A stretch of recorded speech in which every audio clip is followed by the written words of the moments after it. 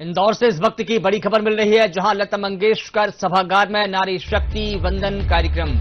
मुख्यमंत्री डॉक्टर मोहन यादव कार्यक्रम में हुई शामिल। नारी शक्ति वंदन अधिनियम के महत्व पर डाला प्रकाश। महिला स्व सहायता समूहों की भूमिका पर भी की गई चर्चा। विभिन्न क्षेत्रों से आई महिलाओं ने उत्साहपूर्वक लिया हिस्सा। महिलाओं को सीएम डॉक्टर मोहन यादव ने किया सम्मानित।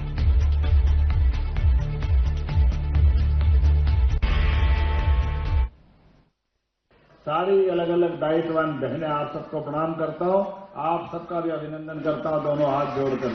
सच में आज मां अहिल्या की नगरी धन्य हुई और ये सभागार भी हमारे बीच भारत रत्न स्वर्गीय लता मंगेशकर जी के नाम पर है और लता मंगेशकर जी की जन्मस्थली भी इंदौर है और इसी इंदौर में बहुत सारे रिकॉर्ड बने अहिल्या माता के जमाने से।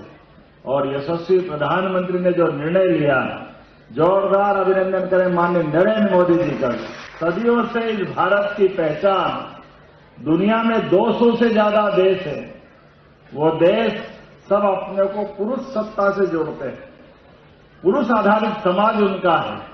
हमारे यहाँ परिवार संस्कृति में, सनातन संस्कृति के माध्यम से आदिकाल से हमारे लिए ये देश भारत माता की इस आनंद के साथ रोम रोम से रोमांचित होता है। और आगे बढ़कर के हम तो अपने ग्रह नक्षत्र में भी, नवग्रह में भी पृथ्वी को माता मान करके मातृ सत्ता के प्रति हमारा आदर व्यक्त करते हैं और होना भी क्यों न चाहिए।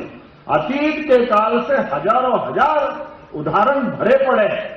मां और बेटे का सबसे अच्छा उदाहरण इस देश में भगवान कृष्ण और यशोदा मैया से जाना जाता है। कभी कोई दुनिया में कल्पना कर सकता है अपने दोस्त के बच्चे को बचाने के लिए नंद बाबा और यशोदा अपनी बच्ची को मरने के लिए दे दे और कृष्ण भगवान को अपने पास पाल पोस करके बड़ा करे और ऐसा करे कि भूल ही जाए कि ये इनका कृष्ण भगवान का माँ बाप असली रूप किसका है।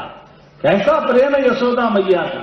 ये अपने प्रेम की पराकाष्ठा जोरदार अभिनंदन करें माता यशोदा के लिए।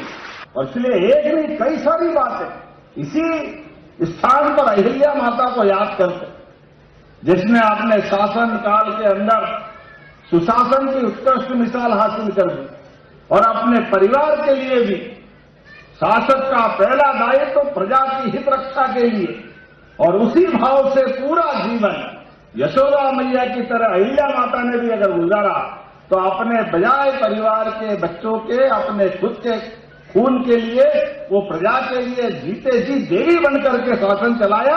या अहिल्या महारानी ने बताया हम सबके सामने।